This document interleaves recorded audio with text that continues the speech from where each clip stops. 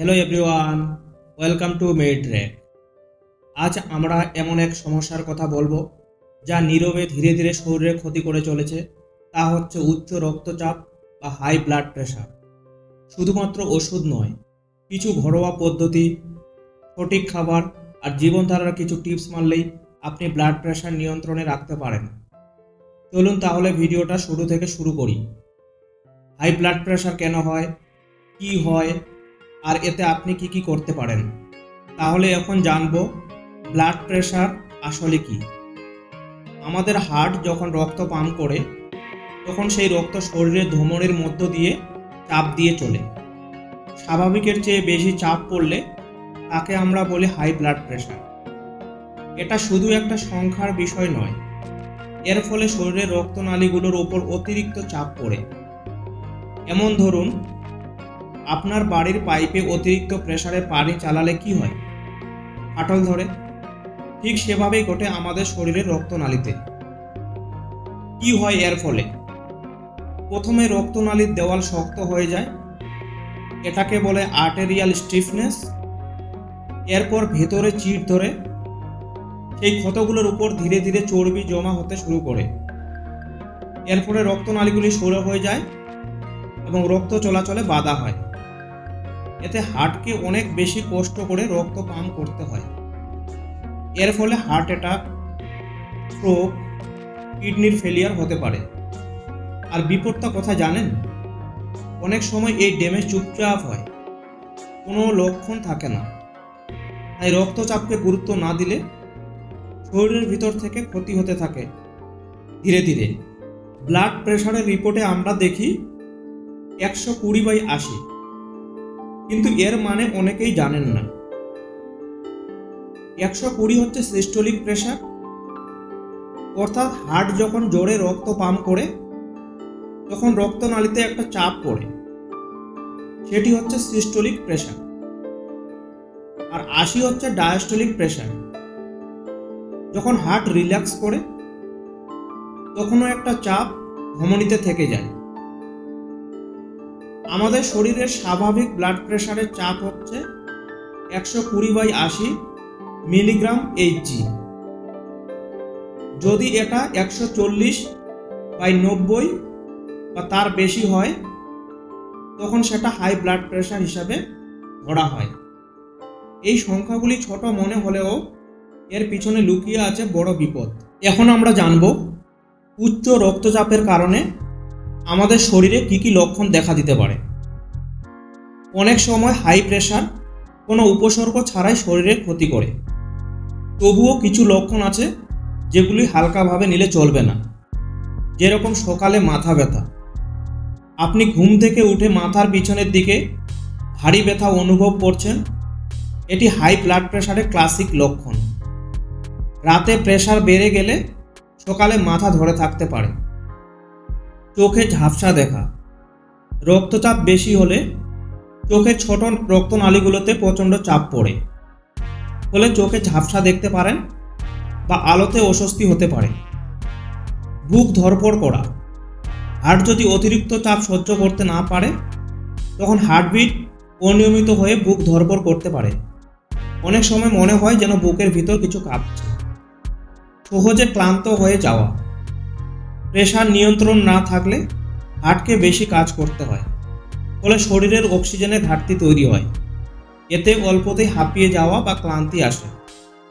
মেজাজ খারাপ বা কিছুতে রেগে ওঠা, অনেক সময় দেখা যায় হাই ব্লাড প্রেশার থাকলে মানুষ অল্পতেই রেগে যাচ্ছেন, অস্থির লাগে কিংবা মন খারাপ লাগে। এটাও এক ধরনের শরীরের সিগন্যাল। এই লক্ষণগুলো যদি বারবার দেখা যায় তাহলে দেরি না করে রক্তচাপ পরীক্ষা করানোই বুদ্ধিমানের কাজ। এবার আমরা জানব হাই ব্লাড প্রেশার ঘরোয়া কিছু উপায়ে কিভাবে নিয়ন্ত্রণে রাখব, যা হবে বিজ্ঞানসম্মত, সহজলভ্য এবং অনেক সময় ওষুধের থেকেও অনেক বেশি কার্যকর। যেরকম রসুনে থাকে এলিসিন নামের একটি প্রাকৃতিক যৌগ, যা রক্তনালীকে প্রসারিত করে এবং রক্তচাপ স্বাভাবিক রাখতে সাহায্য করে। প্রতিদিন সকালে খালি পেটে 1 থেকে 2 কোয়া কাঁচা রসুন খেলে ধমনীগুলো নমনীয় থাকে এবং রক্তচাপ কমে। তবে অবশ্যই চিবিয়ে খেতে হবে যাতে উপকারী উপাদান নিঃসরণ হয়। Beetroot juice. বিটরুটে আছে প্রাকৃতিক নাইট্রেট, যা শরীরে গিয়ে নাইট্রিক অক্সাইডে পরিণত হয়। এই নাইট্রিক অক্সাইড ধমনীগুলোকে রিল্যাক্স করে এবং রক্তচাপ কমাতে সাহায্য করে। দিনে 1 গ্লাস করে সকালে খেলে কয়েক সপ্তাহের মধ্যে এর ফলাফল দেখতে পাওয়া যায়। জিরার জল। 1 চামচ জিরা রাতে 1 গ্লাস পানিতে ভিজিয়ে রেখে দিন। সকালে সেই জল ছেঁকে খালি পেটে পান করুন। জিরা হজম শক্তি বাড়ায়, ইনফ্লামেশন কমায় এবং রক্তচাপ হ্রাসে সহায়তা করে। তুলসী পাতা ও লেবু জল। তুলসী পাতা প্রতিদিন সকালে চিবিয়ে খাওয়া গেলে শরীরের টক্সিন দূর হয়, আর লেবুর জল শরীরকে হাইড্রেট রাখে ও ভিতর থেকে পরিষ্কার রাখে। এতে রক্ত প্রবাহ ভালো হয় এবং ব্লাড প্রেশার কমে। মেডিটেশন। শ্বাস প্রশ্বাসের ব্যায়াম যেমন অনুলোম বিলোম বা ব্রিদিং এক্সারসাইজ শরীরের স্ট্রেস হরমোন কমায়। দিনের শুরুতে মাত্র 10 থেকে 15 মিনিট মেডিটেশন করলে নার্ভাস সিস্টেম শান্ত হয়, হার্টবিট নিয়ন্ত্রণে থাকে এবং রক্তচাপও স্বাভাবিক হয়। পর্যাপ্ত ঘুম।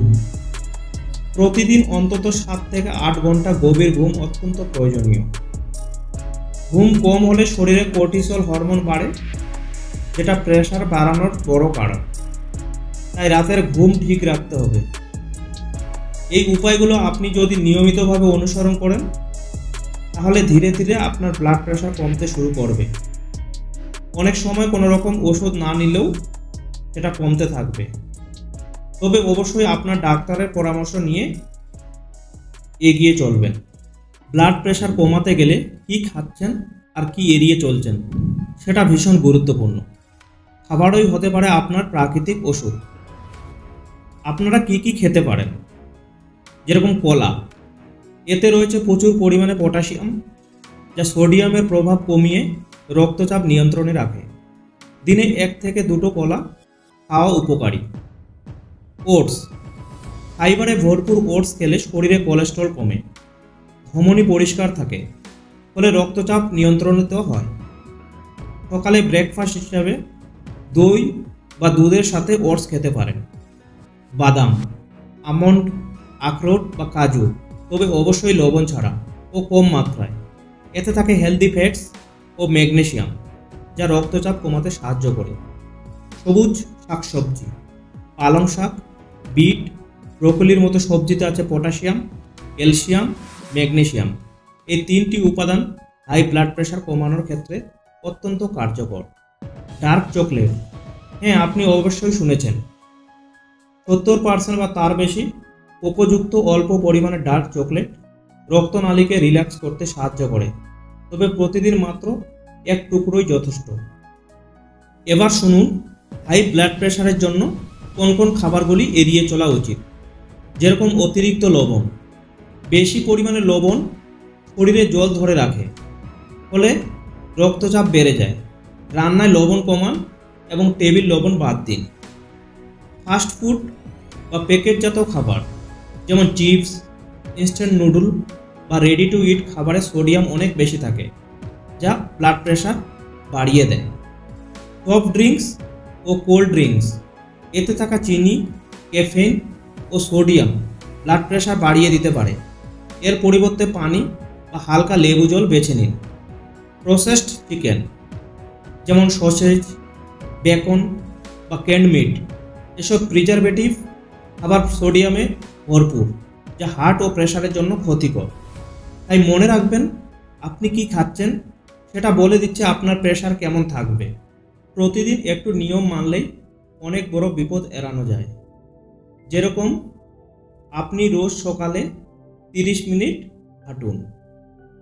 স্ট্রেস কমানোর জন্য গান শুনুন বা বই পড়ুন। প্রতিদিন পর্যাপ্ত পরিমাণে জল পান করুন। ঘুম ঠিক রাখুন।